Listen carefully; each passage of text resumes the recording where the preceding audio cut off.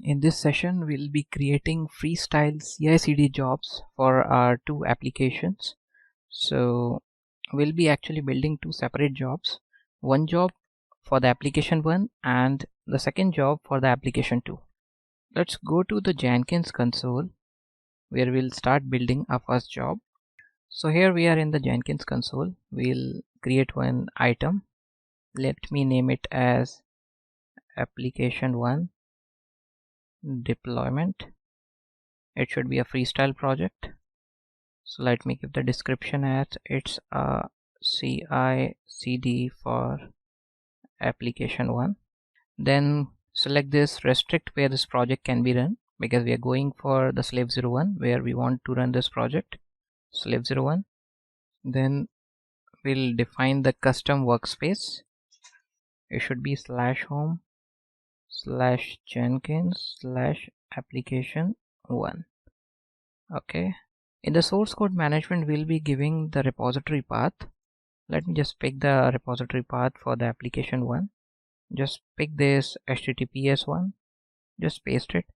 Since we are going for one public repository, so we need not to enter any credential here. But if you have a private repository, then you should select the credentials from here, and these credentials can be added from the Manage Jenkins page in the Manage Credentials section. Okay. So till now we are just checking whether the pull is successful or not, so that we have the code in our slave Jenkins slave directory. Let's save it. Just build the first job. It's simply a pull job only. So if you can see the console output, so the code has been successfully pulled. Just pick the public IP of this application server. Just open it, create another session. Okay, it's Ubuntu. Switch to Jenkins user. So we are now as Jenkins user. If you can see, the code should be is in the application 1 directory, cd application 1. So we have the required code, and this is pulled from the GitHub repository. Now for building Docker image, we need a Docker file. So we'll be copying the Docker file, and then we'll be going for running the Docker build command. So for that thing, I'll be creating one script directory where we'll be keeping a Docker file and a deployment script. Let's create one directory as scripts. Just get into it. Let's copy that Docker file that we created in the previous sessions, /home Ubuntu application 1, and we have here the Docker file. We'll just copy it here. So we have this Docker file. Okay. The next thing is like we need to create one deployment script. For deployment of our Docker container, we first need to build the image, then we need to stop the previous container, then we'll be running the new container, and we'll be clearing the storage by removing the previous stopped container and the Docker image, the previous one. Let's create one deployment script, deployment.sh. Just enter the password. Okay. So this will be a bash script /bin/bash. I'll be first writing the commands, and then I'll be making it and giving it a better look. For building any application, the command is docker build -t followed by the application, whatever the tag name I want to give, application 1. Okay, that's it. In the next step, I need to stop the previous container, docker stop, and I need to give the name of the image of the container ID or the container ID. In the third step, I'll be going for running the container that has been created. In the third step, I need to run a container of the new image that is built in the first step, -b. I'll say port 3000 because it's the application 1. Here I can also give the name. Let's give the name as application and followed by the image ID.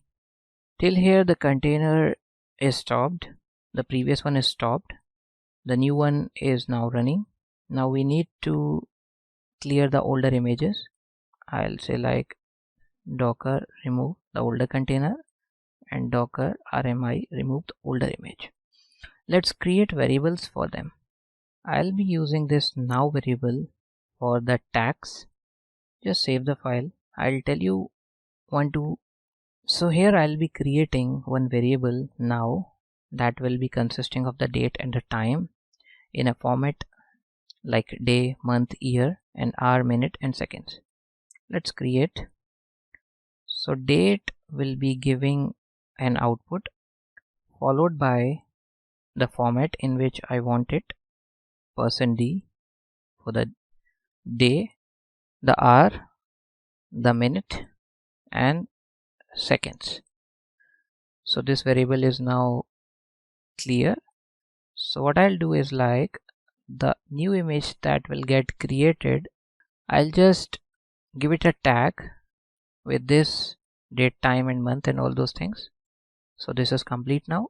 For the stop part, I just need to get the container ID. For that, let me show you. Whenever I run docker ps-a, I'll simply get the container ID, the image ID, and all those things.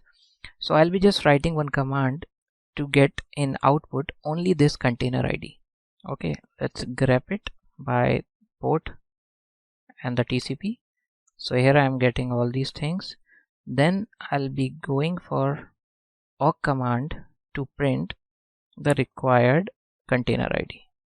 Print $1. So here I am getting the appropriate container ID. Just get inside the deployment file. So I'll be using that command to get the output. So docker to stop. I'm just creating one variable and will be placing that command here. Just paste it. So we have this one, and here I'll be using that variable $docker to stop. So this stopping the container step is now complete. In the next step, I need to run the container from the newly created image. So here I'll be using the tag name that I have given to the image, this one here only. I'll be just applying the now variable. So here I am giving the variable.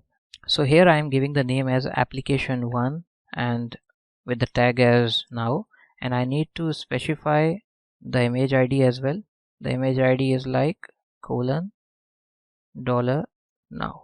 That's it. So this step is also complete. Now I need to remove the previous container. For that I need the container ID. I can use the same docker to stop variable because it is giving the container ID, docker to stop. That's it. And for the image section, I need another variable that can give me in output the image name. If you use the same command but printing the column2, then it will be giving. So for getting the image ID, I can use the same command that I used here, and I was printing just the column1 here, but I'll be going for the column2 because if you can see, the column2 contains the image ID. So I'll be just changing this $1 to $2. So we'll be using the same command in a variable. Let me just copy. Okay, just open that deployment file again. So let's create one variable.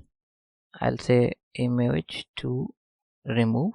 Just paste that command here, and now I can use the same variable that I created to remove the docker image to remove. So here we have completed the whole script.